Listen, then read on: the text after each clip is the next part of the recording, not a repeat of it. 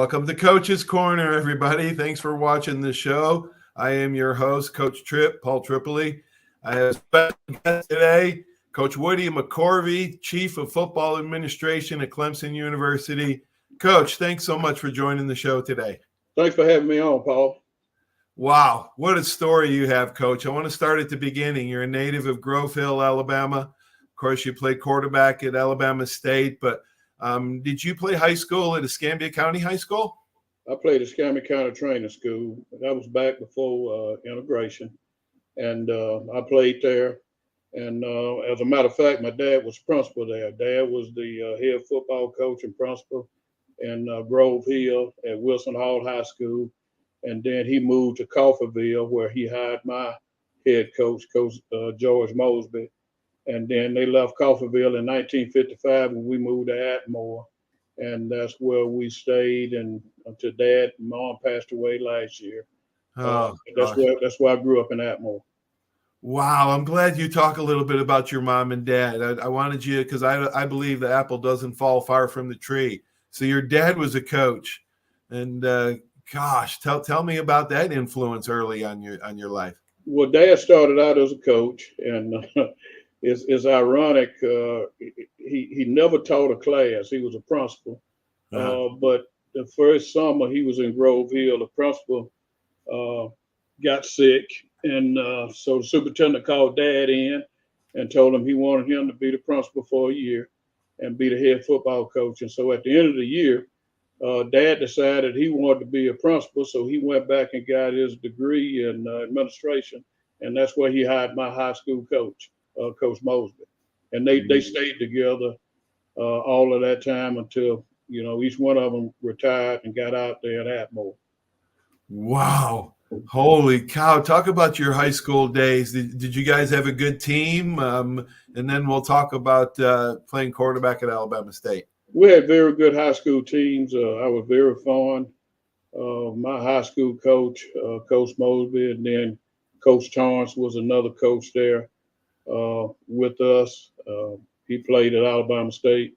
Coach Mosby was a Tennessee State guy, and they hooked up. They had some very good football teams. Another guy there named Jim Parker and Steve Jefferson. Steve went on, played quarterback at Alabama State he was a senior back in 1957. And Jim Parker was on that team also. But Jim Parker ended up coaching at the University of Florida with Coach Doug Dickey. He was on the staff down there. Wow. And Steve Jefferson went on. He won several state championships in Alabama as a high school basketball coach. And Coach Parker left. He was at University of Cincinnati, and he ended up at Alabama State as the head football coach. Wow, Coach, you had some early influences on coaches and how you coach. I'm sure it shaped your life and your coaching career. You actually worked with 4 national championship coaches: Danny Ford, Phil Fulmer, Coach Gene Stallings, and of course your player, Dabo Sweeney. Right. Coach, talk a little bit about Danny Ford and Coach Stallings and some of those guys. Well, I really appreciate Coach Ford giving me an opportunity to come here to Clemson back in 1983. Mm-hmm. I had never met Coach, but he was looking for someone, and he called Pat Dye, and I had gone down to Auburn for several springs, watching them in spring practice, and I was coaching at Alabama A&M, and he recommended me to Coach Ford, and Coach brought me up here, interviewed me, and offered me the job. And that was my first stint here. But the thing I like about him, he was tough. He was hard-nosed. Players really liked him. He did an exceptional job here. The football team in 1981 was the first national champion out of all the sports here at Clemson. Right. And, he really put this program on the map at that time, even though, there was a lot of good coaches here prior to him. With Coach Howard and Charlie Pell and guys like that. Hootie Ingram was here for a short period of time.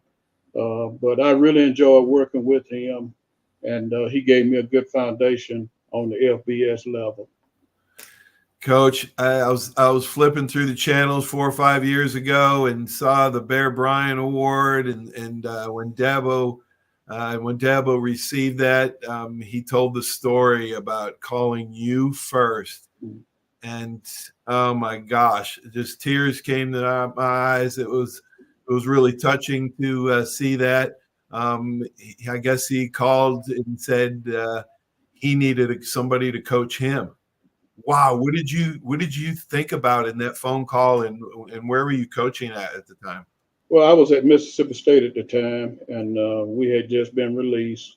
I was there part of Sylvester Croom's staff, and when Dabo was named the interim coach here, we were going through the season there, and then at night, a lot of times I was on the phone with him because he was navigating through some things. With being named the interim coach, and he knew he had an opportunity to be the head coach if he could finish the season out strong.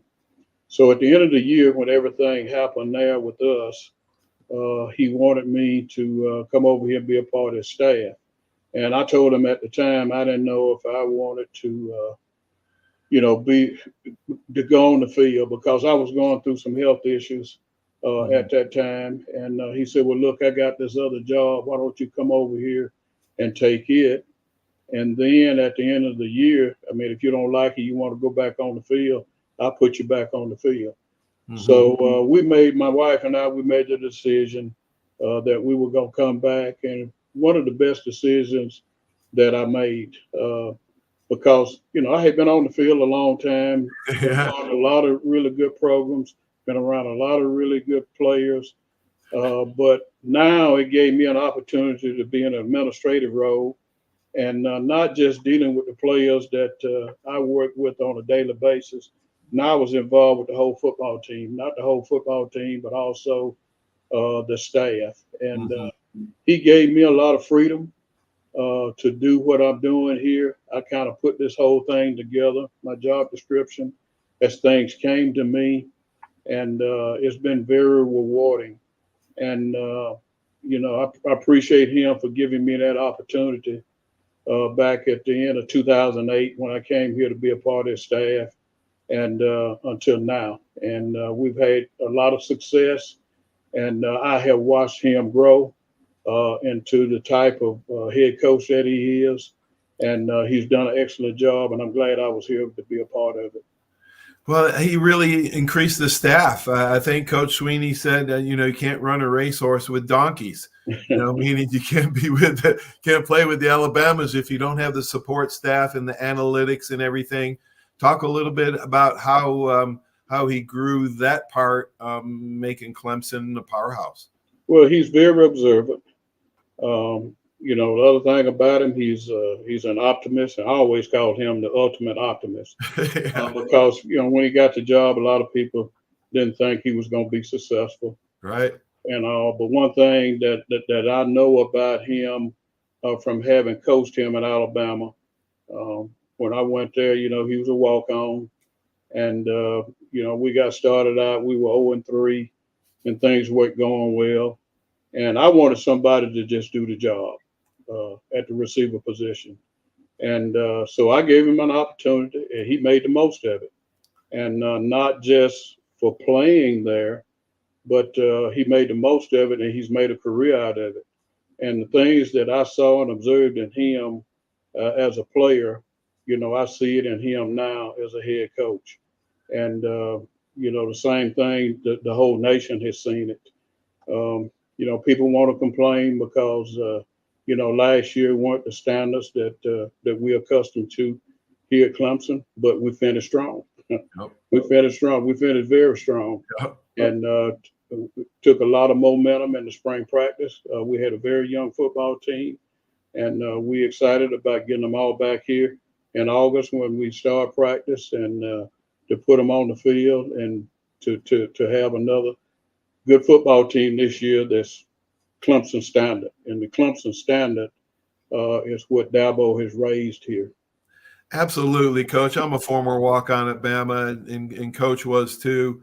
I'm really concerned about the possible reality of no more walk-ons in college football. I just can't fathom that. There's so many good walk-on stories. What was Dabo like? Was he?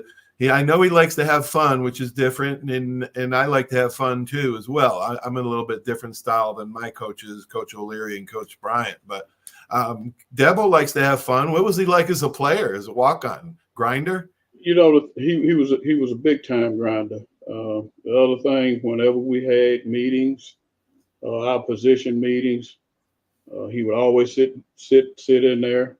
He's left-handed. He was taking those notes. Everything that I would say, I mean, he had it written down. Mm-hmm. Things that we watched on video and film, he was able to take it to the field because he knew from a talent standpoint, he might not have been as gifted as some of the other guys in the room. Mm-hmm. But when he went on the field, he wanted to show what he could do. And that's what he proved to me. And that's why he had an opportunity to do what he ended up doing there at Alabama. And then even after that, he decided he wanted to get into coaching. And Coach Stallings didn't have a spot. He put him in the weight room, and he worked his way out of the weight room until he could be a graduate assistant. And then when I was able to move to be the offensive coordinator and coaching quarterbacks, Coach told me he wanted to hire a young guy, and he said, I'm going to give Dabo an opportunity. And he wanted my opinion on it. And I felt very good about it. To have him in the room with me, being in the offensive coordinator role. And we gave him the opportunity to do that. And he's made the most of it. Coach, you have eye for talent. I believe some coaches have a special sixth sense, intuition, whatever you call it. But have you noticed it in different coaches, how some coaches just have an eye for finding, measuring a guy's heart, but it's hard to do? No doubt. When I came along, we didn't have access to video and everything like we do today. And the word was back then having an eye for talent. Yeah. And a lot of coaches back then, that's what they relied on. And even when I got in it, coaching ninth grade football there at Tate High School out in Gonzales. That's one thing that I always look for. You had some of those programs around there, the Cantonment Cowboys, the Brent Raiders, and all those. And, when those kids came out there and was trying out for the team, you had to have that. Floyd Adams and I coached the ninth grade team our first year there. Floyd had the defense and I had the offense. And that's what we were able to do and project those guys in positions and all that to be able to tell Coach Madison and the rest of the staff about them. And I was able to carry that with me my entire career as I went out and recruited and watched a lot of high school ball games and also be able to project a guy from playing one position that he might be playing in high school and be able to play another position in college. Right. That was very valuable for me to be able to do that. Yeah, put the pieces of the puzzle together, right? Put them in the right position. That's huge in high school. But, the more, they know in the pros where you're going to be. In college, they shift around a lot, especially offensive linemen. But I know we're skipping around a little bit, but I want to go back to when you graduated Alabama State and got your first head coach or first assistant coaching job at Tate. You were there for, I guess, 5 years, 72 through 77. I coached there for 5 years, but you got to coach with the GOAT, Carl Madison. He was a lot like Coach O'Leary and Coach Bryant. Boy, he was no nonsense, hard work, believed in practices being harder than the games. Talk about Coach Madison and that philosophy, Coach. I'll tell you what, I was really blessed to get started out under a guy like him. And I did not know him. A guy named John McDaniel was the dean out at Tate. And John was getting his master's along with Ralph Shadron. That was the head coach of the Scamia. They was driving up to Alabama State and working on their masters. And John recommended me to Coach Madison. I came down and interviewed with him. did not, I knew of him being from Atmore and all, but it was a great connection with me growing up there in Atmore and then being a part of the staff. He offered me the job. I came back, and Floyd Adams was a part of the staff, and Floyd was from Atmore. But that summer, Coach put us in the car. We drove out to the University of Houston, was able to visit with Coach Bill Yeoman out there on the staff, and Coach Willingham and Elmer Red and all those guys. And, you don't have that today. I mean, you take a coaching staff at the University of Houston, gave us time in July, and we went in and they taught us to split back veer offense. And we came back in and put it in there, Tate, and very fortunate to have Scotty Madison as our quarterback at that time, and a lot of other good players. But that set the foundation for my coaching career. And I had very good high school coaches. Coach Mosman, Coach Torrance, they went to Florida A&M every year to a clinic that Coach Gaither had. But just being around Coach Madison during that time, and he always gave me an opportunity and resources to go study other people, to go to national conventions and all. And that propelled my career. And I owe a lot to Coach Madison. Wow. Learning from him. He encouraged you to learn from other coaches. And you're right, Coach. It doesn't happen much nowadays. I remember Coach Brian bringing in coaches all the time and going, he went to Texas to learn from Emory Bullard, who was coaching over there with Darryl Royal, learn the wishbone. They just don't help like they used to. One of my favorite coaches of all time, I played for him for years in college and in Tampa Bay, Sylvester Croom. Talk a little bit about, I know Adron Chambers from here, World Series champion, loves Coach Croom. I do too. Talk a little bit about Coach Croom. He and I have been friends a long time. I was fortunate enough to be a part of his staff, but prior to that, when he was at Alabama, I got to know him. And then after that, he went down to Tampa Bay. But then when I went to the University of Tennessee, I had never coached running backs. I had coached every position on offense except the offensive line. And I was coaching running backs. And, he had a long career in the NFL as a running back coach. Right. And he and I, we got together and, exchanged some ideas. And I wanted to know his teaching progressions and all. And that's really when we really got close. And prior to him taking the Mississippi State job, I was there at Tennessee, and he turned the job down on the initial interview.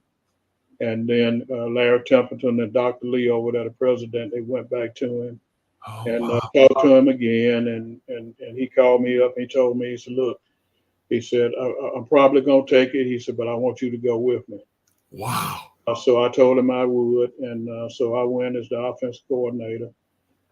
And it was really good to be a part of his staff because I've been a part of a lot of historical things, and but to be a part of his staff as the first black coach, first black coach in the SEC, and that was very rewarding to me to be a part of that, and for him to want me to be a part of that, and but the thing about it. We had some tough times. We won some big ball games. Yeah. We were able to beat Alabama 2 years in a row. We were able to beat Auburn and Alabama in the same year. And I have to say this: we left Mississippi State a lot better than we found it. Absolutely, Coach. And that's a big tribute and a contribution to what Coach Croom made as the head football coach of that program. Absolutely, Coach. What strides to win the way you guys did, how you guys did it, everything was done right. Man, it was a beautiful thing. I love Coach Croom. Coach, I got a question for you. What's your favorite position to coach? Quarterbacks, wide receivers, or running backs? I've enjoyed all of them, but naturally, with me playing quarterback in college and in high school, coaching quarterbacks at Alabama, Mississippi State. I also coached them at Alabama A&M, and I coached them at North Carolina Central too. And one of my quarterbacks at Alabama A&M, he had a phenomenal career there. Was Ananias Harris that played over at Escambia. Right. And it was an honor to be able to coach him while I was at Alabama A&M, and he had a very good career, and ended up signing the free agent contract with the Pittsburgh Steelers. Coach, who was one of your Coach Bryant's former players that you heard the most about Coach Bryant? Was it Sylvester Croom talked the most about Coach Bryant, or who always used his quotes or used his philosophy? Because I did. I've been coaching high school for about 15, 20 years, and I use a lot of Coach Bryant's stuff. Two guys along with Sylvester. But number one was Bill Oliver. Oh, yeah. I coached with Bill 4 years here, and then we went to Tuscaloosa, and we was there for 6 years together. So all together, I was with Bill, who everybody refers to as brother. Yep. For 10 years. And then the other guy was Mal Moore. I worked with Mal when I got to Tuscaloosa. He was offensive coordinator up until 95, and when he got out and moved into an administrative role. But just hearing both of those guys talk about a lot of things that went on in practice, a lot of things that went on the sideline during ball games and in team meetings and all, but a lot of times just one-on-one conversations with both of them and Coach Bryant, maybe in a car on a recruiting trip and all. And Mal Moore was a great storyteller. and Bill Oliver was too. But, a lot of history went away with Coach Bryant when Mal passed away. Yeah. But both of those guys, they could tell you a lot of things verbatim. Yep. Crimson Heart's a good book, Coach. That's it. The book Mal Moore wrote just before he passed away. Mm-hmm. That has a lot of stories. I had him on my show. I think he had 10 or 11 national championship rings. Yeah. Coach. I don't know of anybody in the country today. Maybe somebody, but I know Heather, like Coach Moore. His daughter. She donated all those things to the University of Alabama when Mal passed away. Brother Oliver, man, what a DB coach. Coach, I missed him at Alabama by 1 year. He left in 79. I got there in 80. He came back, I think, right after I left. But, man, they told me stories. I would have loved to play for him. He talks about the goal line stand when Bama beat Penn State, but the play before when Don McNeil came out of nowhere to hit the running back at the 1 yard line. Don McNeil out of Atmore, Alabama. I played with his brother. Oh, my gosh. His brother. He's from Atmore? Don McNeil's from Atmore? Don McNeil from Atmore. Man, Brother Oliver called that the greatest play he ever saw. Yep. He always told me. And Brother was been around a lot of good football teams and a lot of good players. Yeah. But he always gave Don that credit. Wow. Coach, 2000, I can't remember. You guys beat Bama bad 44-16. He crushed us in the championship game, but the other one was 35-31. You guys threw a rub route, pick route there in a beautiful route at the goal line for Hunter. And I thought we should have gave it a banjo call. Let's combo these guys. Did you guys know they weren't going to switch? Oh, yeah. That was decided on the sideline, and they felt like that was the perfect call, and it worked. Yeah. But that was a big play. A lot of big plays was made in that last drive. Yeah. But the one play that I tell Dabo all the time that was big for us in the game because we were behind. We lined up in the shotgun, and Deshaun Watson punted the ball, and it rolled down to about the 2 yard line. That changed the momentum of the ball game because Alabama had to punt back to us, and we got the short field, and we were able to take it in to score. And Renfro scored in that drive. But I thought that was a big play and kind of helped turn the momentum Oh, field position. It was brilliant. It was a brilliant call. That's the kind of stuff Coach Bryant would do, just for position, field position. Oh my gosh, I was wondering if that came down, but yeah. All right. Well, Coach, do you have any advice for a young high school coach that maybe wants to go to college or be successful like you were? Well, one thing I always knew, number one, I wanted to coach. Because I had good mentors and my dad and my high school coach, Coach Mosby. And I knew I wanted to do it. And then I started studying the game at an early age because I thought that was important. And the first football game that I played in, we played Washington High School over at the old stadium. And I was a wide receiver. And when the game was over, we was riding back. We lost. And when we was riding back to Atmore, my high school coach called me up to the front of the bus. And he said, when we go back to practice Monday, you'll be the quarterback. And he saw something in me that I didn't see in myself at that time. But I had put in the work prior to playing the game. And but he saw that I had the leadership skills. He knew I had put in the work and studying the game and knew the game and all. And then after that, that changed my trajectory because I went on to college and I played. And I knew all along that I wanted to coach. I got into coaching, high school coaching, and I knew one day I wanted to get into college coaching. And so anytime I could go anywhere to study the game, to be around the right type of people. But the biggest thing, it all goes back to the kids. It all goes back to them because in order for you to make it and be successful in this career, you have to have a good relationship with the young man that you're working with. I've had opportunities to coach in the NFL, decided that I was not going to do that, and I wanted to stay on this level because I think when you're coaching high school football, and you're coaching college football, those guys they're trying to strive hard to reach that top level. Right. And I always like to see guys ascend. And, after a period of time in the NFL, they descend.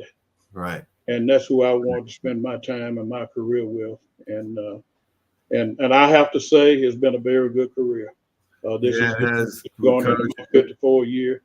Wow. Here, and it's been very rewarding. Was there a coach that believed in hard practices more than any other coach that you had, or is it a balance now? I know there's only so much time you can spend with high school and college kids during the week. It's not like it was years ago where we grounded and pounded it every time. But is there still coaches out there that make practices difficult? No, I mean, they all have been demanding, and that's why they have had the success that they've had. My high school coach, Coach Madison, was very demanding and successful. And then, one of the guys I didn't mention was Ray Green, the guy that gave me my first job at North Carolina Central. And then I went with him to Alabama A&M, very demanding. Coach Madison, Danny Ford, Coach Stallings, Philip Fulmer. You guys have pretty demanding coaches, Coach. Sylvester Kroom, and then Nat Dabo. I mean, they're very demanding, and each one of them had their own way, right, to get the most out of the player. And but the other thing, they had to take that down through the staff to the player. And that's one thing that I've always liked and observed, the traits that each one of those guys have. Yeah, that's some good stuff, Coach. Some great advice. You got to have a champion in your corner. There's no substitute for hard work. You got to keep learning from other mentors and people, and you got to be able to relate to the kids. I mean, those things are great advice, Coach. We appreciate you. How's your son Marlon and your grandkids doing? Doing good. Just got back from Nashville, and my grandson Bo is 8, and he's playing that travel baseball. And so we were over there Thursday, Friday, Saturday, and Sunday. And he ended up having to play 3 games on Sunday, but they came in second. Oh, good. But he had a very good tournament, and you don't have to ask Granddaddy about him because I'm gonna boast all I can. I mean, it's an enjoyment every time I get a chance to go and watch him play. Yeah, grandkids are a pure joy. That's for sure. All right, Coach. Thank you so much. I appreciate you taking the time to be on Coach's Corner today. It was a real joy to talk to you again and see you. Paul, it's an enjoyment being on here, and especially back where I started my career, around the people there in Pensacola and South Alabama and Atmore. And thank you. Hey, tell Dabo we're Bama boys. We're proud of him, man. Roll Tide and go Tigers. Thank you. I sure will. Thanks, Coach. Okay. Wow, that was good stuff. Coach Woody McCorvey, Chief of Football Administration at Clemson. Great guy, great coach, great administrator, and, man, somebody everybody can learn from. Thanks, everybody, for watching. Stay tuned for these important messages from these sponsors. Without them, this show would not be possible. Have a great sports weekend, everybody. So long. There's a reason why Hill Kelly in Pensacola is the #1 selling Chrysler Dodge Jeep Ram dealer between Jacksonville and New Orleans. While other dealers have taken advantage of a competitive market with higher prices, Hill Kelly has discounted prices to the lowest of the year. And Hill Kelly in Pensacola won't surprise you with excessive charges beyond the selling price. Come see why people from Milton, Pace, Foley, Bay Minette, Daphne, Gulf Shores, Mobile, and beyond are driving to Hill Kelly in Pensacola to buy their next new Chrysler, Dodge, Jeep, or Ram. At Hill Kelly, the bottom line price and your satisfaction are what really matter. So before you sign, check the bottom line and make the trip to Hill Kelly in Pensacola to see what true local ownership can do for you. At Hill Kelly Chrysler, Dodge, Jeep, Ram, Highway 29 in Car City, Pensacola. Or shop online 24/7 at hillkellydodge.com. When it comes to bottom line pricing, nobody beats a Hill Kelly deal. Nobody. Are you riding around in a filthy vehicle? Dirty car no more. Visit Ronnie's Car Wash today to get it shining in no time. They have 3 convenient locations with another coming soon. The unlimited monthly wash packages start as low as $14.95 per month with free vacuums, multi-purpose spray and towels. Visit them in Gulf Breeze, Navarre, Fort Walton, and soon Crestview. Don't wait, wash today. Be sure to see Ronnie's Car Wash on Facebook to see the latest specials and discounts. You'll be riding and shining in no time. That's you trying to fix the plumbing yourself to save a few bucks. Doing things yourself doesn't always end well. The same goes for insurance. That's why Auto Owners works with local independent agents who tailor coverage to meet your needs and offer discounts for life, home, car, and business insurance. Because sometimes you need a professional to get the job done right. That's simple human sense. Step One works so hard to get you in the perfect car. Looking for a better car buying experience? With a Step One Advantage from Buick GMC, Fort Walton Beach, and Pensacola, receive no-hassle market-based pricing or incentives by pre-ordering. Looking to sell or trade? Our dedicated team will even come to you. Plus, every vehicle sold at Step One supports local charities right in your neighborhood. Experience the Step One Advantage at Buick GMC, Fort Walton Beach, and Pensacola today. 75 years of service in high-tech today. It's Pensacola Glass Company at 433-8348. High-tech is a term often applied to advanced services and products in today's marketplace. And today, glass is much more than the simple painted brittle, see-through stuff we hit baseballs through when we were kids. Glass is now a product with unique flexibility in both performance and application. And Pensacola Glass Company is growing right along. That's Pensacola Glass Company at 433-8348. Barnes Heating and Air is a proud sponsor of Alabama football, serving the entire Pensacola community for over 50 years. Barnes Heating and Air is passionate about providing customers with world-class air conditioning and heating repairs, sales, and installation. Barnes Heating and Air is family-owned, insured, and committed to quality. For a free estimate, call 478-0141. Barnes Heating and Air is #1 in customer service with service calls 7 days a week. Call Barnes Heating and Air, 478-0141, and roll Tide.